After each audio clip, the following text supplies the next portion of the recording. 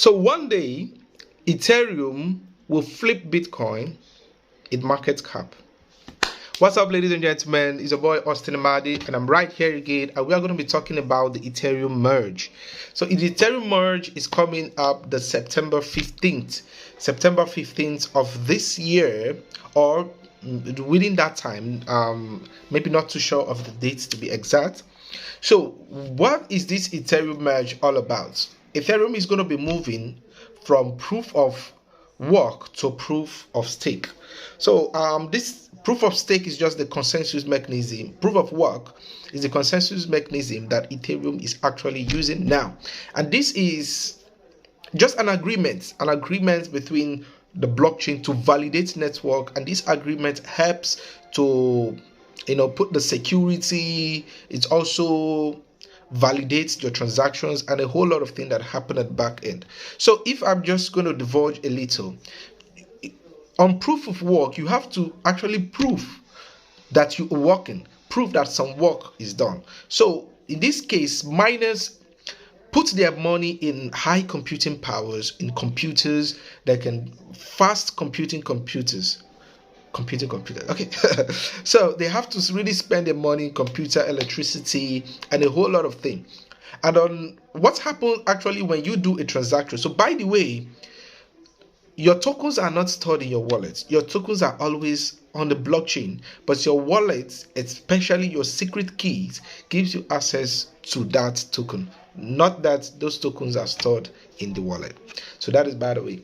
So I guess you're just letting that down. Maybe you know that already. Okay. So when you send a token on the Ethereum blockchain, so this is what happens. The nodes that are running on the blockchain puts that information, gets the information through some rules that are already laid out on the Ethereum blockchain. And these rules, they check that if this token is actually there, they check that there is no double spending, and a whole lot of rules. About 20 of these rules had to be fulfilled before a miner, takes up that transaction. Now, on that transaction, after that, they would have to struggle or do some guessing, some mathematical puzzle. So it's actually a guessing game. And this guessing game just happens with the computers. So in just 1 second, they will have to guess a whole lot of numbers that are below the number on the ounce. Okay, if I let me step back a bit. So they have to do a mathematical puzzle. So this mathematical puzzle is actually just like a guessing game. So it takes a whole lot of computing powers from these computers. And as it takes a lot of computing powers, it also consumes a lot of electricity. So this is where the work is done. So this is where the proof of work. So you have to show that you have already done some work.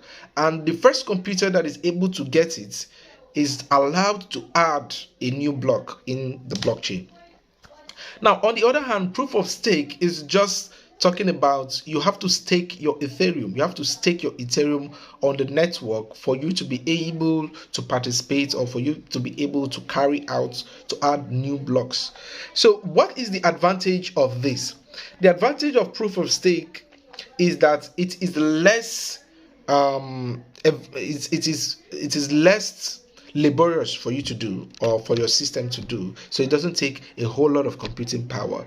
It is more environmentally friendly, so you don't need a whole lot of electricity. Some people are using coal to bring electricity for their mining equipment, and it will not take so much because people spend a whole lot of money in buying machines, buying computers to actually run nodes. So it will not take much for you to run a node. And again, there are some misconceptions about this, especially in scalability. It will not make Ethereum more scalable. That is number one. Number two, this will not decrease the gas fees. The gas fees will not decrease by moving to a proof of stake. So there are a few misconceptions about Ethereum moving to proof of stake. And like I've said, this on the 19th, this will actually happen. That is the beacon chain, which is actually a chain that is running side by side currently, where all the testing and all the the checks are being done. So this beacon chain will be merging with the current Ethereum blockchain that is already existing. So, and on this merger, it will move from a proof of work to a proof of stake mechanism. And like I told you, this will just make it more environmentally friendly. It will help more people to come into the space to run nodes on their own, and it will be less expensive to run these nodes. What's up, guys?